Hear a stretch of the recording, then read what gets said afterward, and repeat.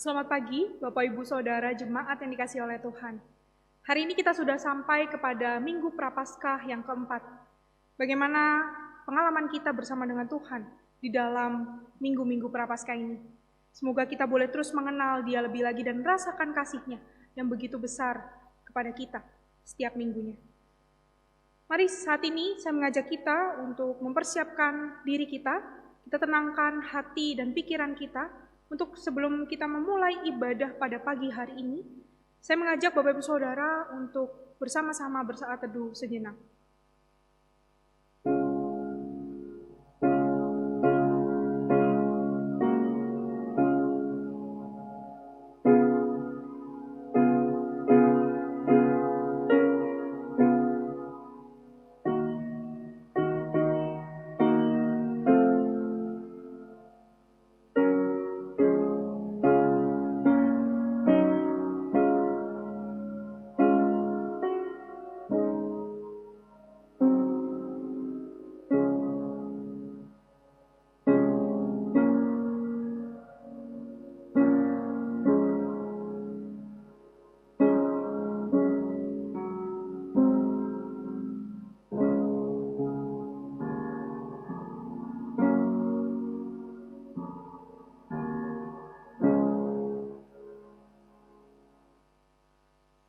Amin. Kita memiliki Raja di atas segala raja, yaitu Tuhan Allah kita. Mari kita saat ini bersama-sama menaikkan suara kita menobatkan Dia sebagai Raja atas kehidupan setiap umatnya. Nobatkanlah Raja, Tuhan kehidupan.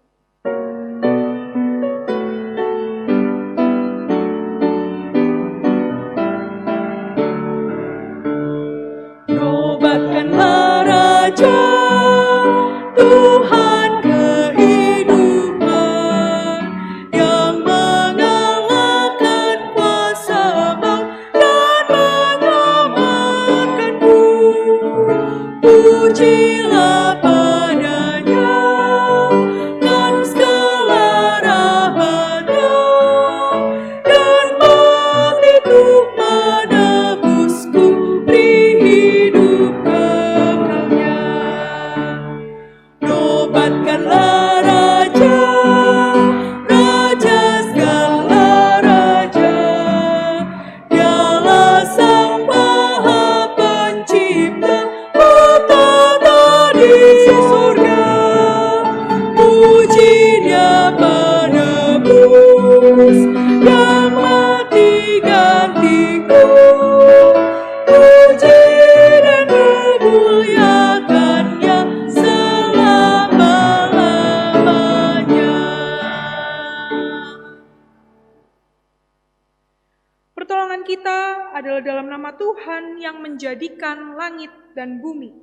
Kasih karunia dan damai sejahtera dari Allah Bapa kita dan dari Tuhan Yesus Kristus menyertai kita sekalian.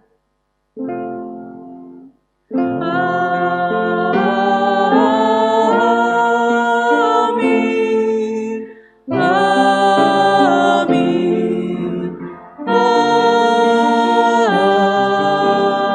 Amin.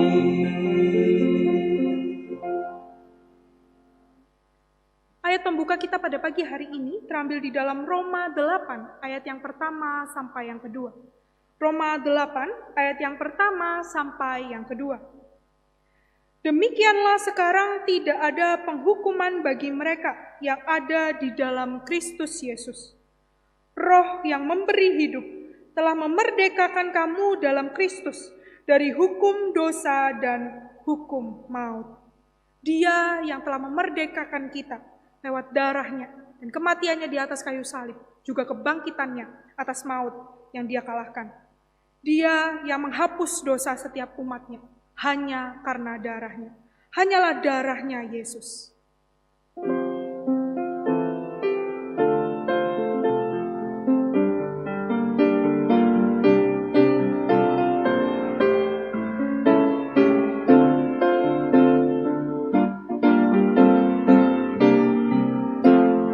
Dosa dapat dihapus hanya oleh darah Yesus. Aku disempurnakan hanya oleh darah Yesus. Darahnya yang kudus membasuh dosaku. Tiada yang lain hanya oleh darah Yesus. Bait yang kedua, luput dari hukuman hanya oleh darah Yesus. Luput dari hukuman hanya oleh darah Yesus. Yang dapat selamatkanku hanyalah darahnya Yesus.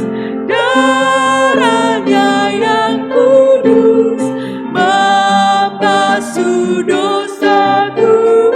Tiada yang lain hanyalah darahnya Yesus. Mari saat ini saya mengajak kita untuk kita berdoa kepada Tuhan. Kita minta ampun kepada Tuhan atas dosa yang kita lakukan, mungkin secara sengaja ataupun tidak sengaja dalam seminggu ini. Kita mohon kepada Tuhan pengampunan Tuhan atas diri kita yang masih sering saja jatuh di dalam dosa dan kesalahan. Karena dialah Allah yang mau mengampuni kita ketika kita mau mengatakannya dan berserah kepadanya. Saat ini saya mengajak kita untuk berdoa secara pribadi di hadapan Tuhan. Akuilah dosamu dan kesalahanmu. Dia Tuhan yang Maha Pengampun.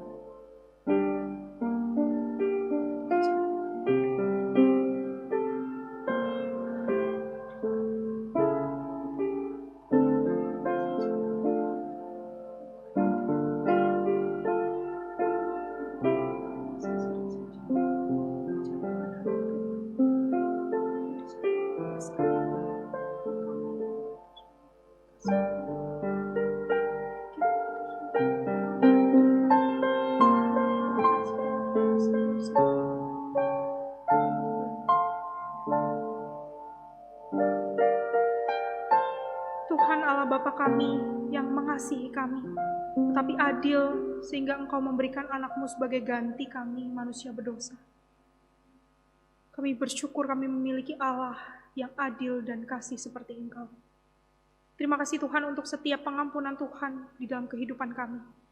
Terima kasih karena Tuhan masih mau menerima kami, membuka tangan untuk kami kembali kepada Engkau, memeluk kami yang kami telah berlari daripada dosa. Tuhan, ampunilah kami ketika di dalam kehidupan kami masih sering saja menyakiti hati Tuhan. Kami masih sering melukai hati Tuhan, melakukan apa yang tidak harusnya kami lakukan dan tidak sesuai dengan kehendak Tuhan. Ampunilah kami. Ajarlah kami untuk terus bersandar kepada Tuhan dan meminta pertolongan Roh Kudus, agar kami boleh terus hidup sesuai dengan rencana Tuhan. Kami boleh terus hidup memuliakan nama Tuhan di dalam kehidupan kami. Terima kasih Tuhan, terima kasih. Terima kasih untuk kebaikan Tuhan. Kami berdoa dan mengucap syukur dalam nama Tuhan Yesus Kristus. Amin. Karena Dia telah menyelamatkan setiap umatnya yang berdosa di atas salib yang hina itu. Salib hina.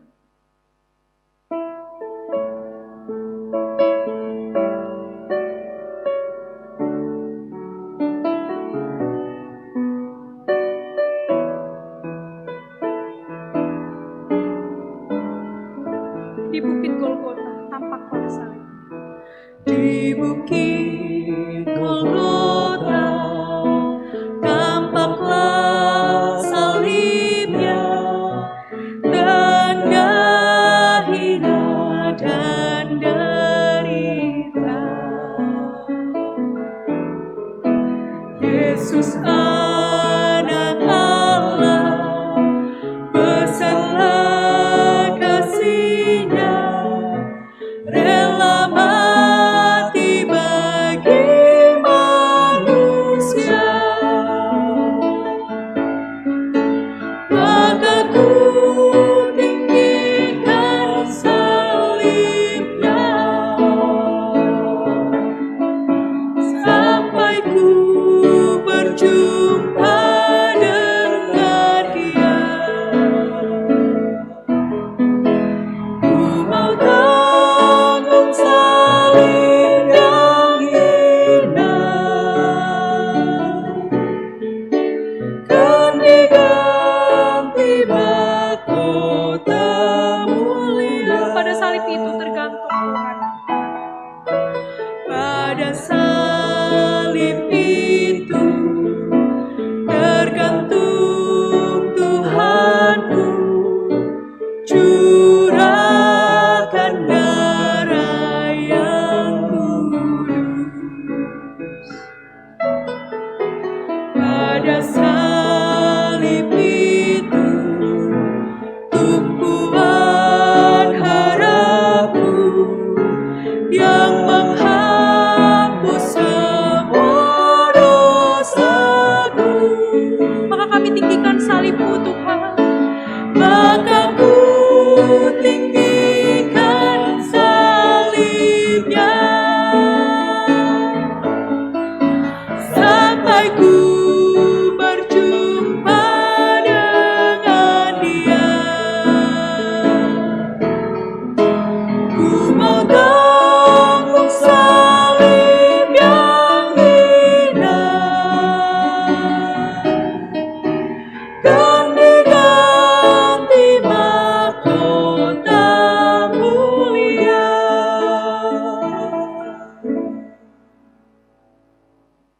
Berita anugerah pada pagi hari ini terambil di dalam Roma 4 ayat yang ke-7 dan ke-8. Roma 4 ayat yang ke-7 dan ke-8. Berbahagialah orang yang diampuni pelanggaran-pelanggarannya dan yang ditutupi dosa-dosanya. Berbahagialah manusia yang kesalahannya tidak diperhitungkan Tuhan kepadanya. Karena Dia yang sudah memberikan keselamatan itu dan tidak pernah memperhitungkannya kepada setiap kita. Saat ini sebelum kita mendengarkan firman Tuhan yang akan dibawakan oleh Pendeta Agus Gunawan, mari kita mempersiapkan hati kita, mari kita merindukan air dan merindukan firman-Nya yang mengalir dalam kehidupan kita, seperti rusa rindu air.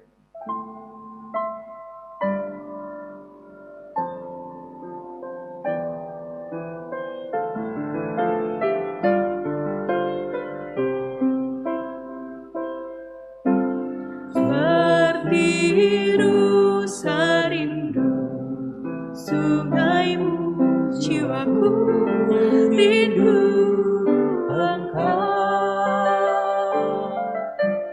Kaulah Tuhan hasrat hatiku, ku rindu menyembah-Mu. Engkau kekuatan dan perisaiku, kepadamu rohku berserah. Kaulah Tuhan hasrat hatiku, ku rindu menyembah-Mu. Yesus, Yesus, Kau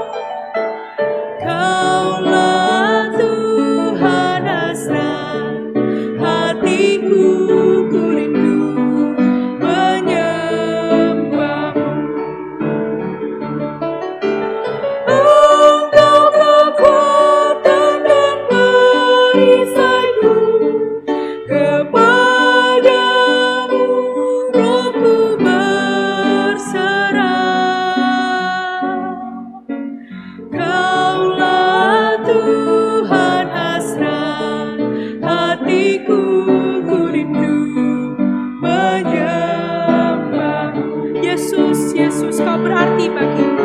Yesus, Yesus, Kau berarti bagiku. Yesus, Yesus, Kau segalanya bagiku.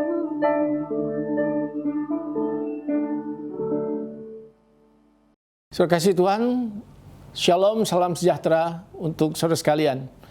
Mari kita bersama-sama akan merenungkan firman Tuhan. Saya undang kita bersama berdoa sebelum kita membaca firman Tuhan. Mari kita berdoa. Bapa di surga, terima kasih untuk anugerah-Mu. Saat ini kami akan merenungkan firman-Mu, bicara kepada kami sekalian. Buatlah kami mengerti apa yang Tuhan inginkan kami mengerti. Tolonglah setiap kami, khususnya dalam konteks saat di mana kami merenungkan akan pengorbanan-Mu, penebusan-Mu yang Kau kerjakan bagi kami sekalian. Berkati kami, terangi kami dalam roh-Mu sendiri, agar kami bisa mengerti firman-Mu. Dan kami betul-betul mengalami akan perubahan dalam hidup kami oleh karena pengertian yang Tuhan beri bagi kami sekalian. Tolonglah kami, dengarkan doa kami, dalam Tuhan Yesus kami berdoa. Amin. Saudara, saya undang kita membaca firman Tuhan dari Markus, pasal yang ke-15, ayat yang ke-33, sampai ayatnya yang ke-39. Dari Markus 15 ayat 33 sampai ayat yang ke-39. Pada jam 12 kegelapan meliputi seluruh daerah itu dan berlangsung sampai jam 3. Dan pada jam 3 berserulah Yesus dengan suara nyaring, Eloi, Eloi, lama sabachthani, yang berarti Allahku, Allahku, mengapa engkau meninggalkan aku? Mendengar itu, beberapa orang yang berdiri di situ berkata, lihat, ia memanggil Elia.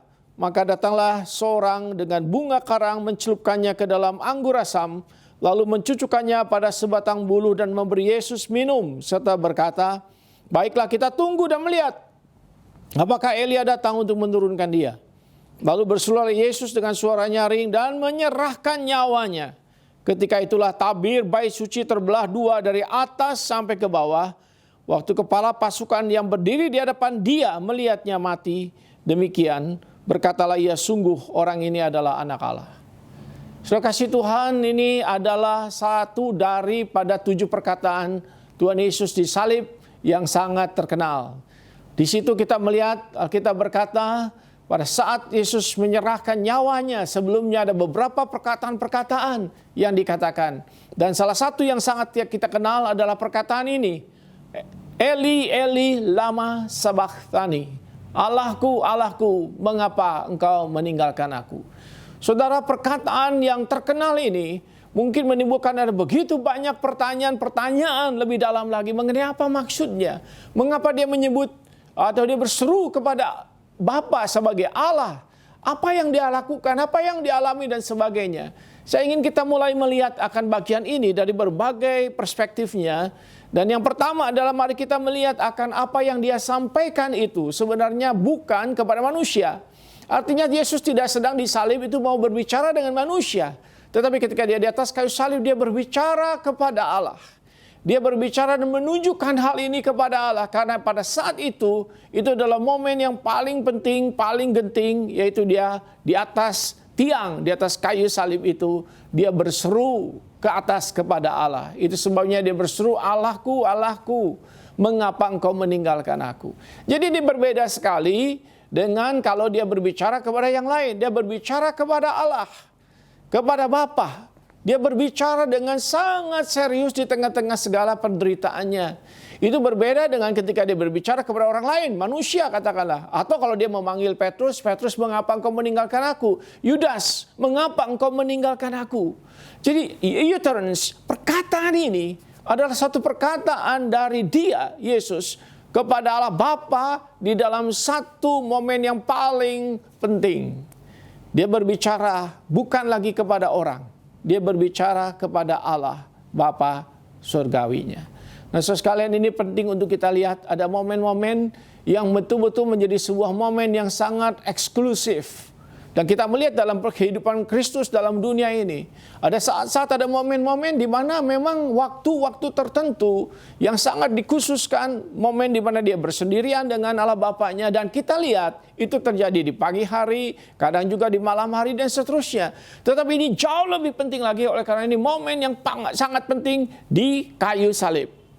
Di atas kayu salib dia berseru, "Allahku, Allahku, mengapa engkau meninggalkan aku?" Dia bicara kepada Allah, Bapaknya, bukan kepada manusia. Hal yang kedua yang penting adalah kalimat yang dipakai di sini ketika penulis Injil berkata dia berseru. Di dalam bahasa Yunani memakai kata ana boao, artinya dia cry out, dia berseru. Dan seruan ini bukan sebuah seruan yang memanggil orang seperti biasa. Kalimat yang dipakai, kata yang dipakai menggambarkan sebuah seruan yang sangat powerful secara emosional. Suatu perkataan yang sangat emosional.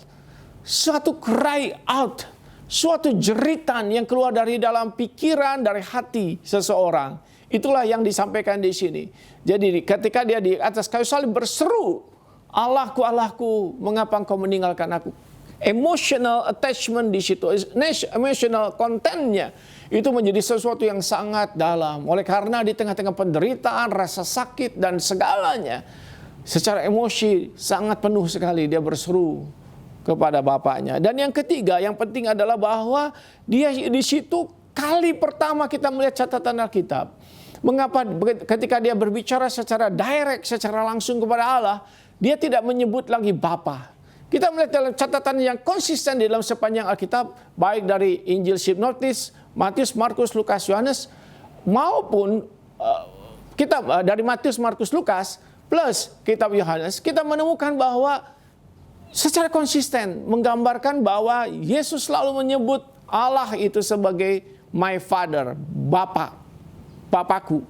Tetapi kali ini, momen ini menjadi berbeda sekali oleh karena di kayu salib ini dia tidak mengadres Allah sebagai Bapakku, tetapi menyebutnya Eloi atau Eli, yaitu Allahku, Allahku, my God, my God. Sudah kasih Tuhan, kenapa? Nanti kita lihat di belakang, saya akan jelaskan ini. Bahwa di situ kita melihat ada semacam distancing, ada semacam perasaan terpisah. Oleh karena sebenarnya pada saat dia berseru, dia menempatkan dirinya bukan lagi sebagai Allah yang menjadi manusia, Allah anak yang jadi manusia, tetapi dia dalam posisi mewakili manusia. Dia ada di posisi manusia saat itu. Maka seorang penafsir berkata, disinilah kita melihat keberpihakan Kristus kepada manusia. Karena pada saat dia disalib, dia tidak sedang berpihak kepada Allah, tapi dia sedang berpihak kepada manusia untuk menerima segala hukuman manusia. Di situ kita melihat sesuatu yang berbeda. Itu sebabnya dia berseru, Allahku, Allahku. Dan yang keempat, yang penting itu di sini ada kalimat mengapa. Mengapa engkau meninggalkan aku?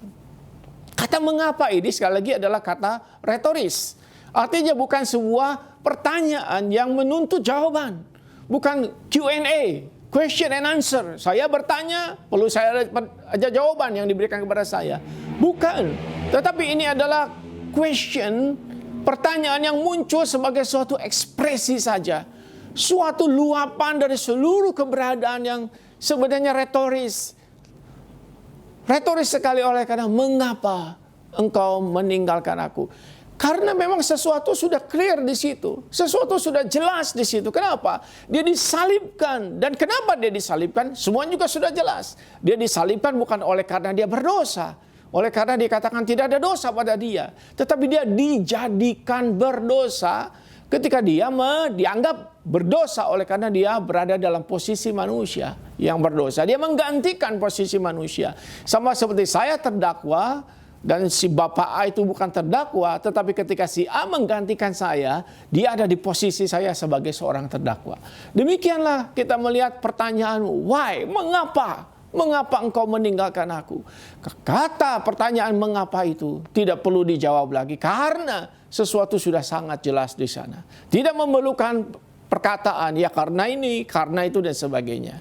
So sekarang kasih Tuhan sekali lagi, 4 hal ini kita ingat. Di atas kayu salib, mengapa engkau meninggalkan aku? Eli, Eli, lama sabachthani. Lalu kita mau lihat lebih dalam lagi sebenarnya. Kalau kita lihat dari sisi kita, mengapa sebenarnya Kristus disalibkan? Mengapa dia sampai berseru seperti itu? Yang pertama kita belikan catatan bahwa ini adalah satu real forsaken. Suatu betul-betul ditinggalkan. Mengapa engkau meninggalkan aku? Sesuatu yang ditinggalkan betul.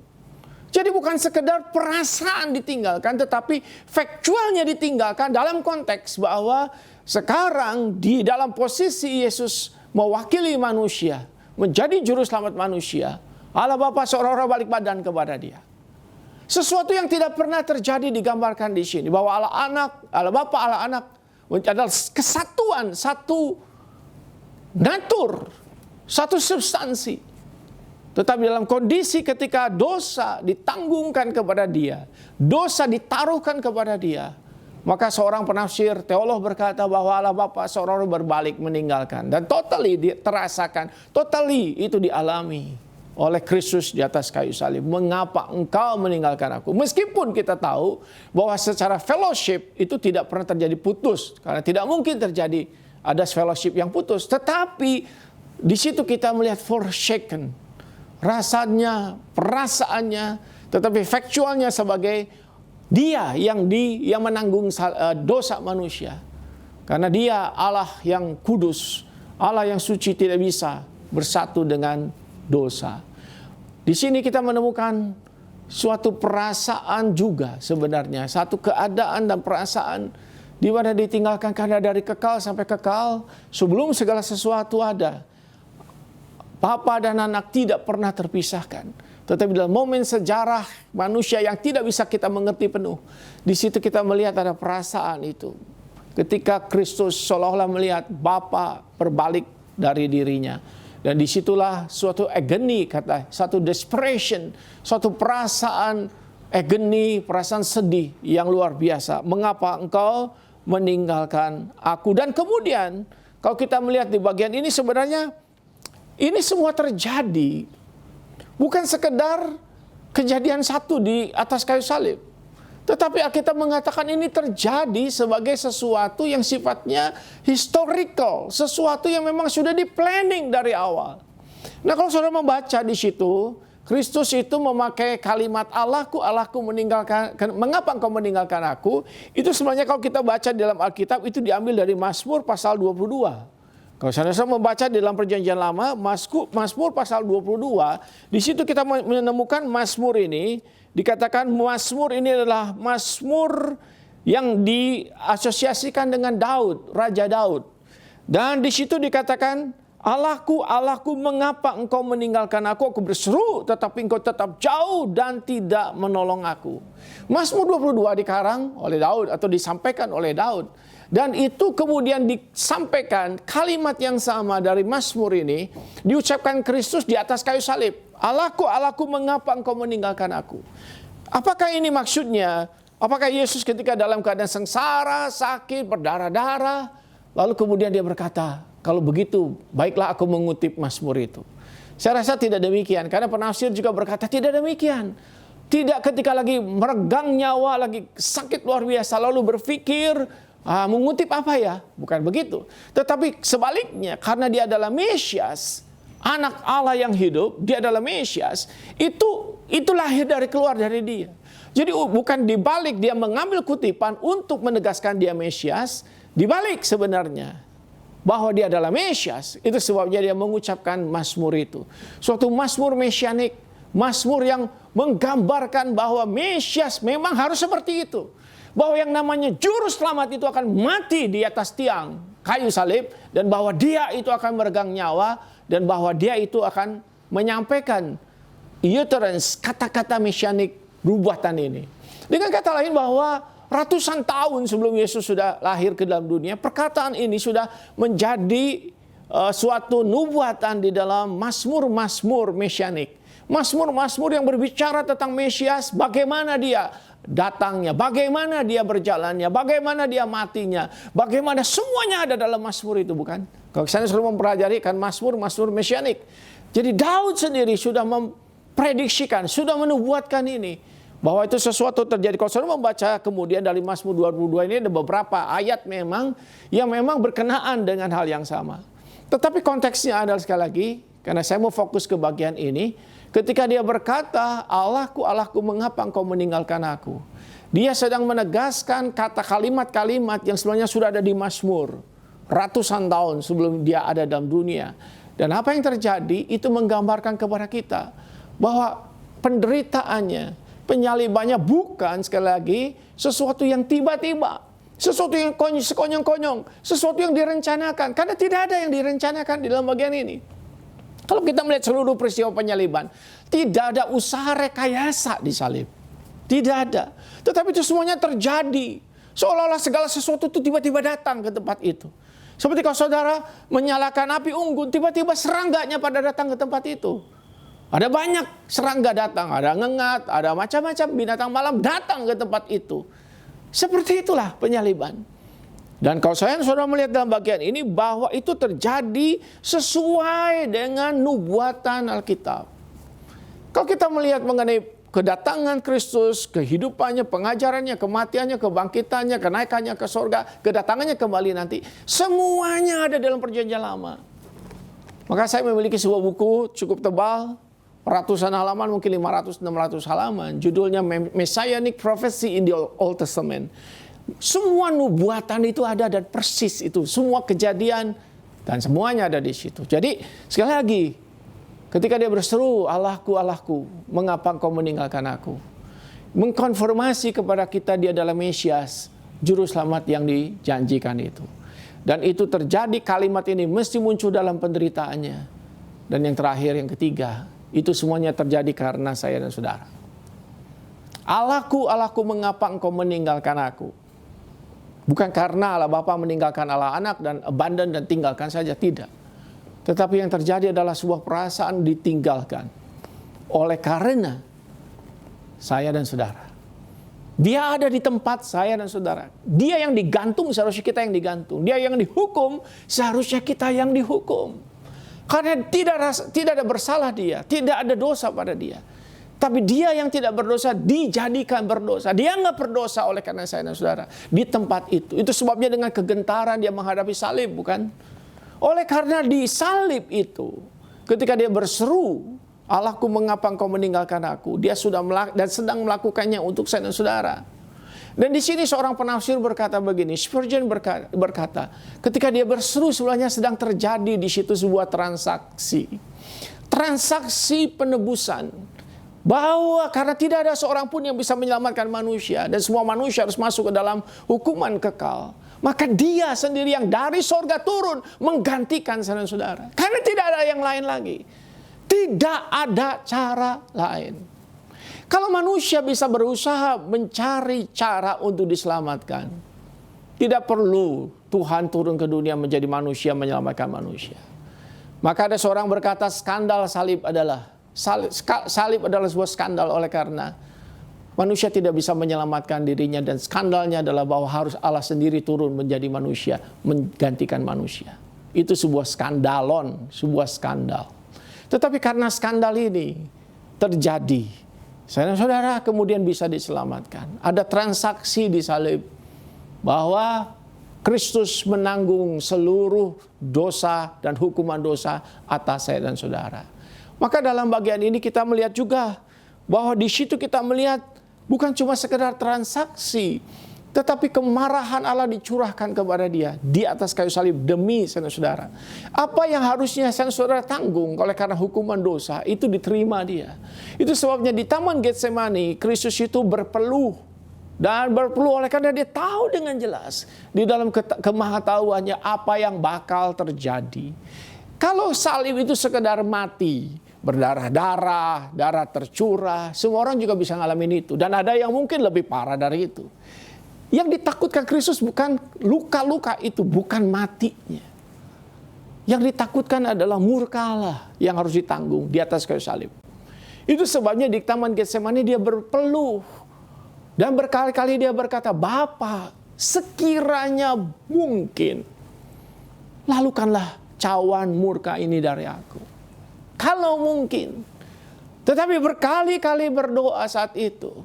Tapi dikatakan dalam doanya, tapi kalau tidak mungkin, biarlah aku meminum cawan itu. Dan itulah sebabnya di atas kayu salib, jangan terlalu terkesima dengan darah yang mengucur, dengan segala macam luka-luka. Memang itu sesuatu yang sangat menyedihkan dan sakit. Tetapi saudara perhatikan lebih dalam lagi. Di tempat itu ketika dia berseru, mengapa engkau meninggalkan aku ya Allahku?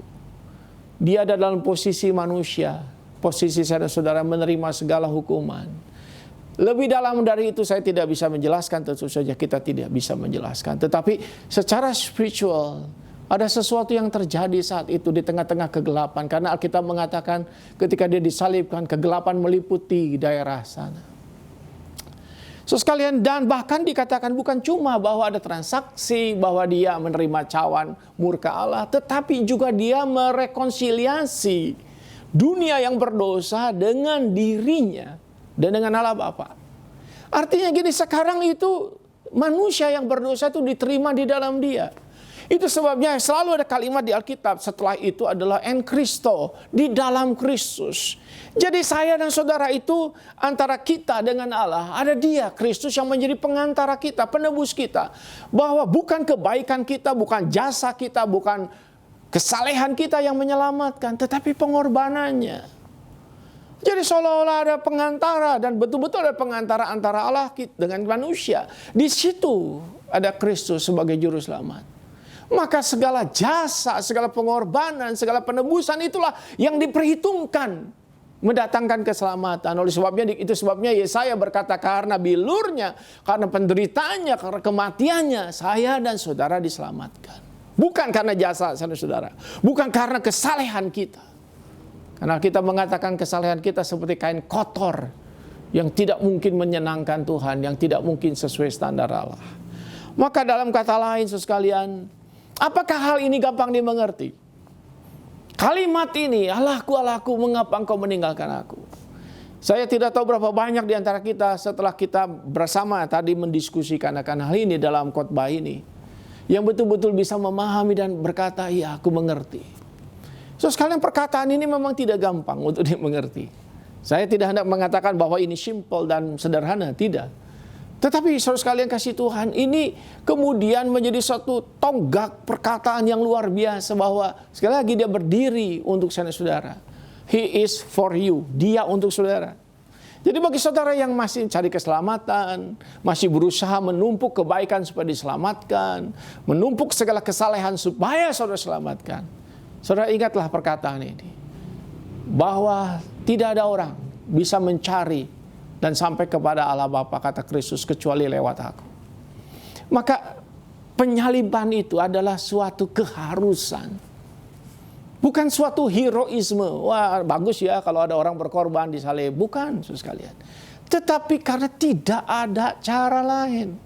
Itu sebabnya seorang tokoh di masa lalu, seorang pemikir teolog berkata, Anselmus berkata, Cur Deus homo.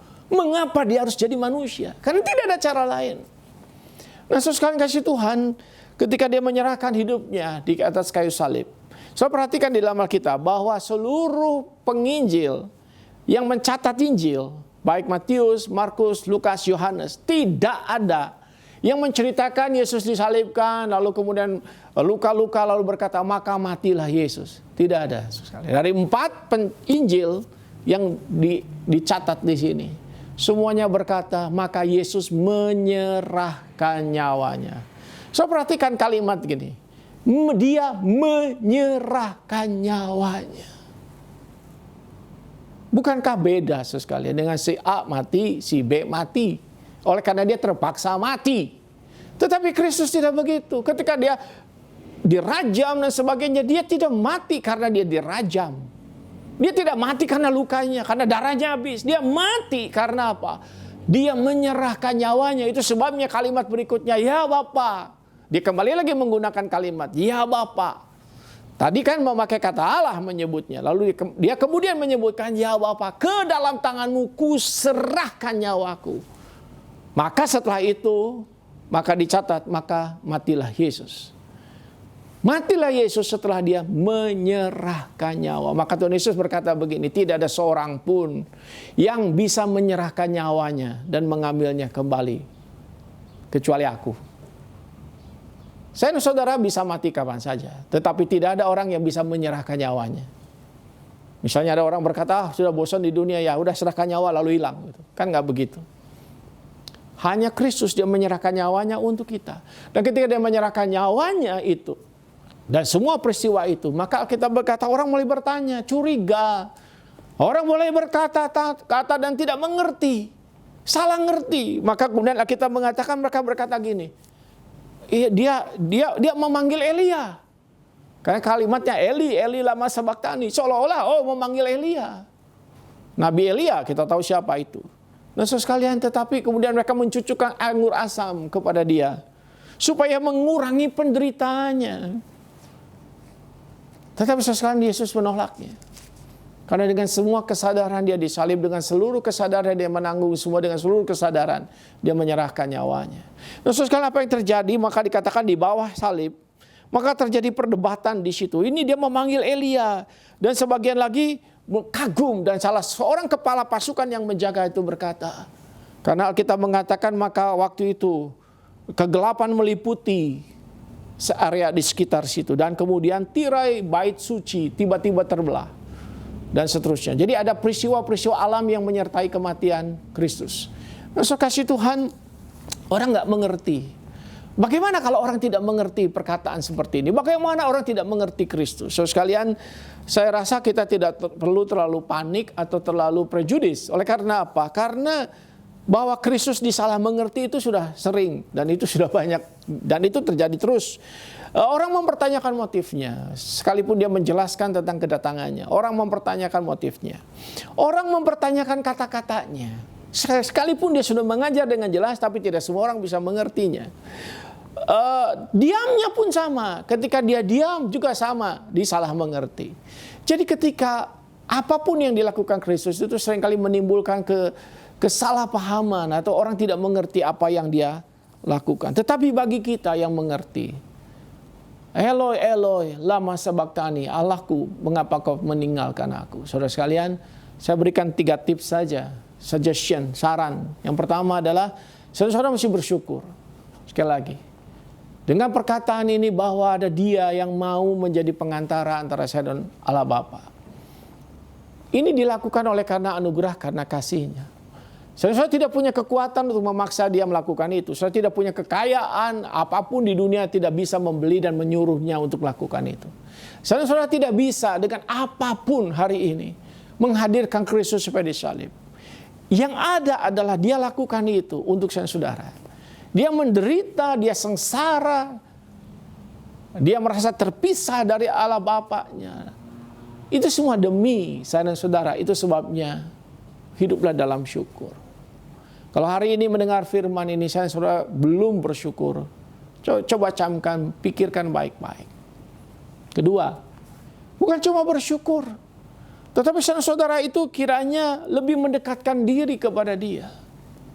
Lebih bersyukur dan mendekat kepada Dia. Kenapa? Karena Dialah yang peduli kepada saudara. Kadang-kadang manusia itu aneh sekalian, dan di mana mungkin kita juga begitu. Kadang-kadang kita lupa kepada orang yang mengasihi kita, kita berangan-angan tentang orang jauh yang mungkin nggak ada hubungannya dengan kita.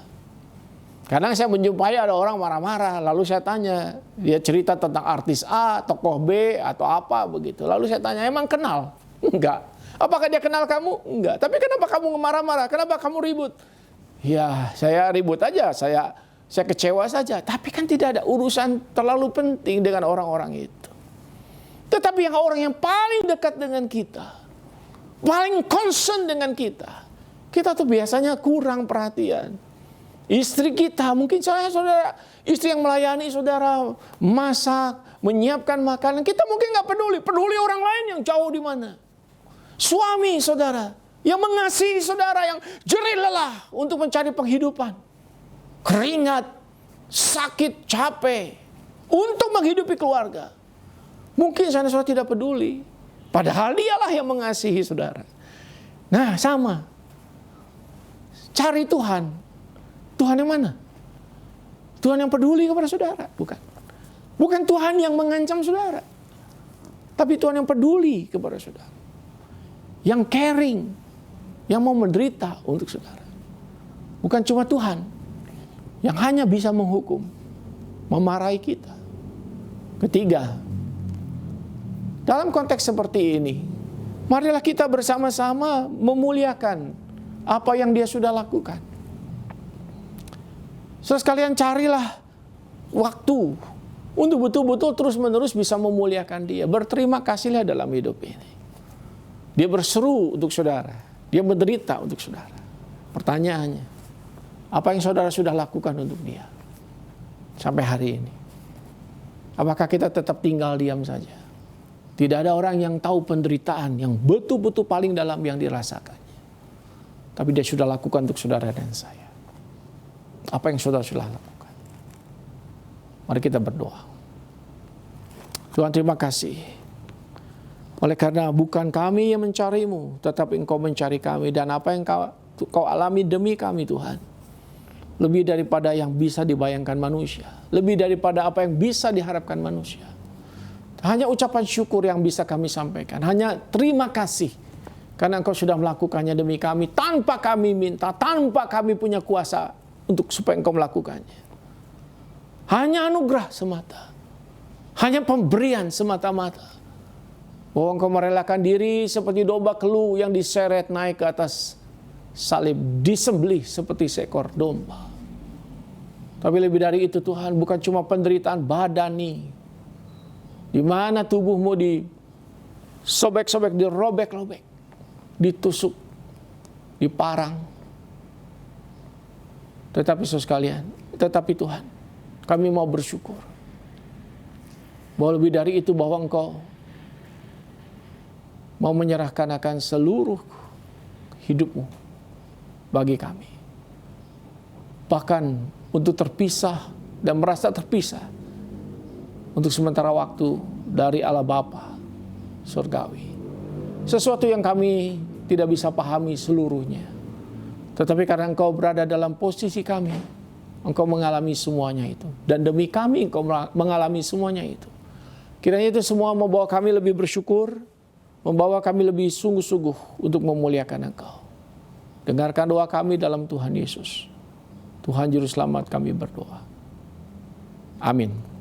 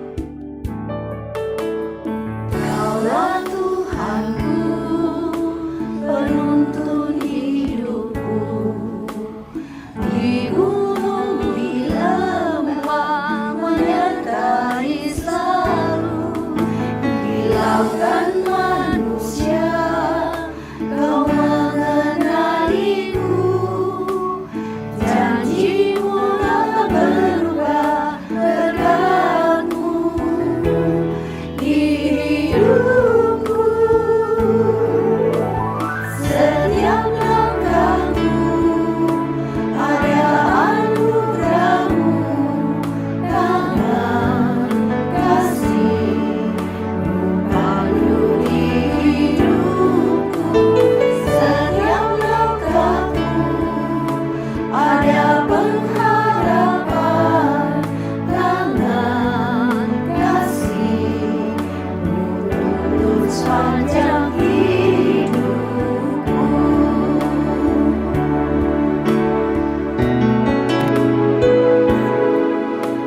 Setiap langkahku ada anugerah-Mu, tangan kasih-Mu melalui hidupku. Setiap langkahku ada pengharapan, tangan kasih-Mu tuntun sepanjang hidupku.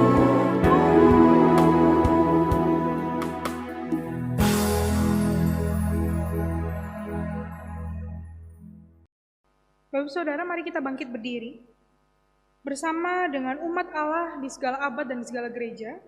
Di masa lalu, masa kini, dan masa depan, mari kita mengingat pengakuan kita pada baptisan, yaitu pengakuan iman rasuli. Pengakuan iman rasuli.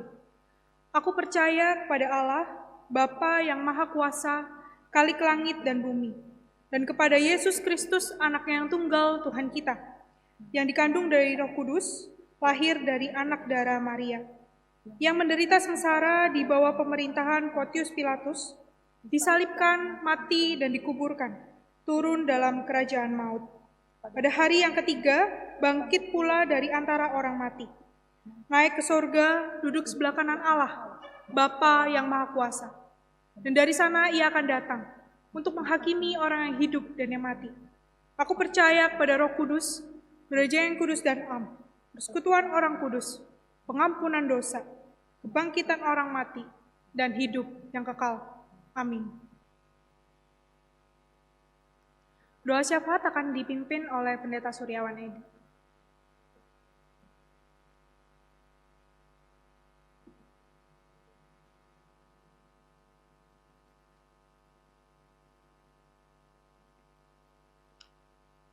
Mari jemaat kita satukan hati, kita datang kepada Tuhan membawa permohonan kita masuk di dalam doa syafaat. Kami bersyukur kepadamu, ya Tuhan, karena Engkau sudah menebus kami dan menjadikan kami sebagai milik-Mu, sehingga kami boleh menghampiri tahta-Mu yang kudus. Di hadirat-Mu kami diam dan membawa segala keluh kesah, bahkan permohonan, segala pergumulan kami di dalam doa ini. Tuhan, kami berdoa agar kami terus-menerus boleh menghayati kasih Kristus dan bagaimana Kristus sengsara demi kami, mengobarkan cinta kami kepada Tuhan, sehingga di dalam pelayanan kami, baik di gereja, baik di rumah, baik di keluarga, baik di pekerjaan, dalam masyarakat yang ada pandemik saat ini, kami terus berkobar-kobar dan melayani Engkau dengan penuh kasih, menjadi berkat bagi banyak orang. Itu permohonan kami yang pertama pada saat ini, Tuhan. Berikan kami semangat kasih Kristus yang terus membara di dalam hati kami dan muncul dalam hidup kami. Kami juga memohon, ya Tuhan, agar Indonesia, sebagaimana negara-negara lain di dunia yang mengalami pandemi ini, boleh segera dipulihkan melalui vaksin COVID yang sudah didistribusikan, biarlah itu semua boleh berjalan dengan baik. Ataupun penyempurnaan dari vaksin ini dalam proses demi proses, biarlah itu berjalan dengan lancar. Sehingga masyarakat kami boleh segera mendapatkan semuanya dan dipulihkan, diberikan kekuatan, terbebas dari serangan dan bahaya pandemi ini. Tuhan berkati pemimpin-pemimpin kami di negara ini, Presiden dan semua mereka yang bekerja mengabdi kepada bangsa dan negaranya. Tuhan, kami menyerahkan semua akibat pandemi yang negatif, yang merusak, yang menghancurkan itu, agar Tuhan terus-menerus memulihkannya dan memberkati negara kami. Berkatilah juga umat kami, gereja kami, jemaat kami yang terimbas karena sakit penyakit ini, yang masih bergumul di dalamnya, yang mengalami akibat dari pandemi. Tuhan, biarlah Engkau terus-menerus menguatkan, menghibur, bahkan mengulurkan tangan kasih-Mu yang berkuasa, menjamah dan memberikan kekuatan, kesembuhan pada waktunya. Tuhan, kami serahkan setiap pribadi kami ke dalam tangan-Mu, agar Tuhan terus membimbing kami berjalan seturut kehendak-Mu. Terpujilah nama-Mu ya Bapa, mohon Engkau mendengarkan setiap seru dan doa kami, karena kami berdoa di dalam nama Yesus Kristus, Tuhan dan Juru Selamat kami yang hidup. Amin.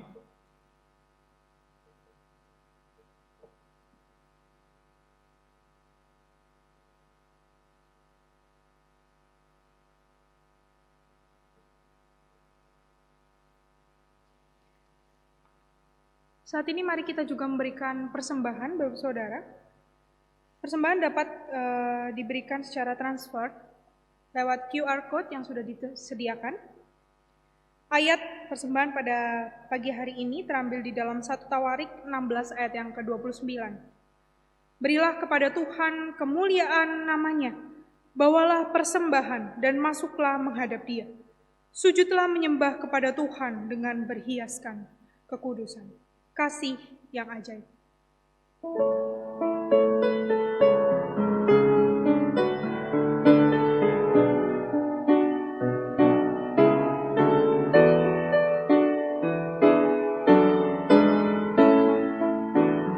Kasih yang ajaib, kasih dari Golgota. Kasih yang ajaib, membawa Tuhan dari sorga.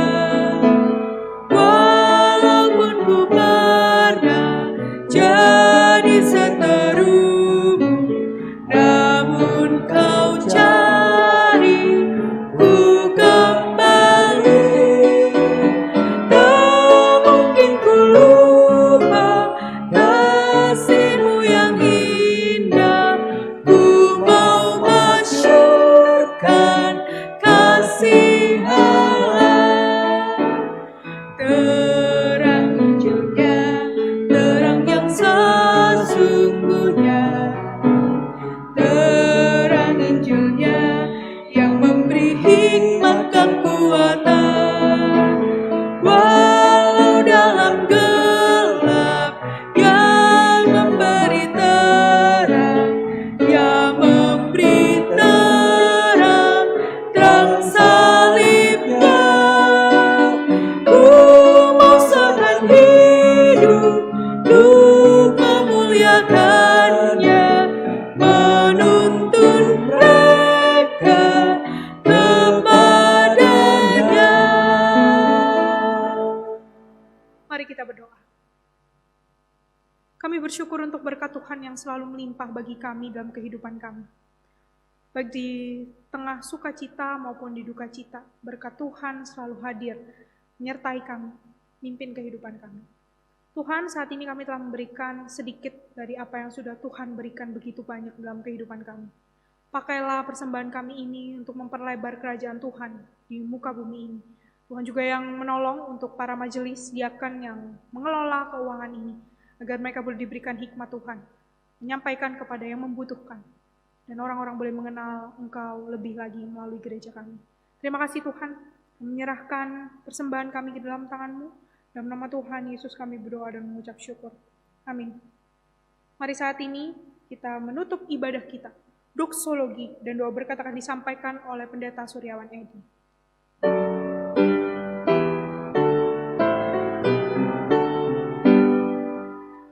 Puji Allah Bapa Putra, puji Allah Roh Kudus, ketiganya yang esa. Mohon selamat sumber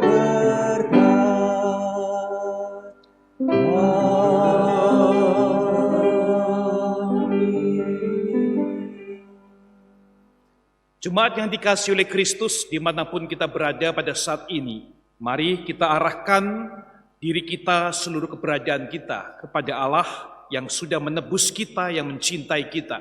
Dan kita pergi menjadi berkat, mempersaksikan kemuliaannya. Untuk itu terimalah berkat dari Tuhan.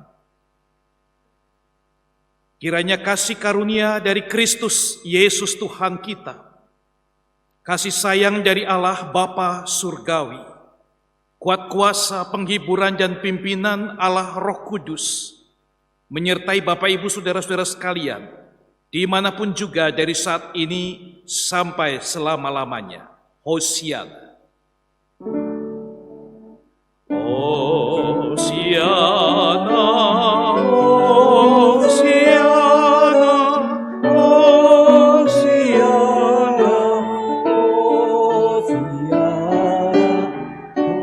Hosiana, amin, amin,